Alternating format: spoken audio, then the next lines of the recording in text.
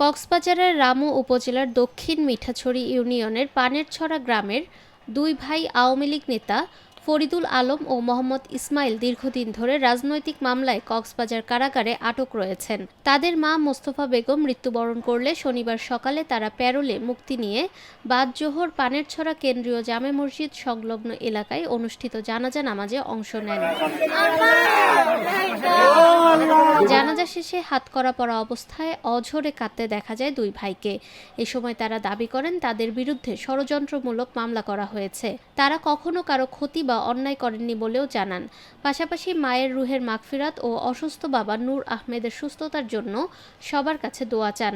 আর মা আল্লাহ দোয়া করবেন, আর মা আল্লাহকে দোয়া করবেন। আর আব্বা অসুস্থ, আর আব্বু খুব অবস্থা খারাপ, আর আব্বারও দোয়া করবেন।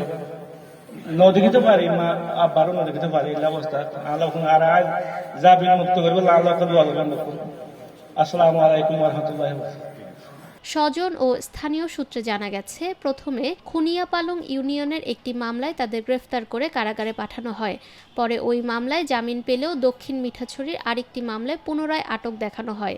সেই মামলায়ও জামিন হলে রামুর মাহিন চৌধুরীর মামলায় আবারও তাদের আটক করা হয়। ফলে দীর্ঘ ২.৫ মাস ধরে দুই ভাইকে কারাভোগ করতে হচ্ছে। কারাগারে থাকায় জীবিত অবস্থায় তারা মায়ের সঙ্গে শেষ দেখা করতে পারেননি। বর্তমানে তাদের বাবা নূর আহমেদ গুরুতর অসুস্থ অবস্থায় রয়েছেন বলে জানা গেছে। নিরপেক্ষ, সত্য প্রকাশে আপোষহীন।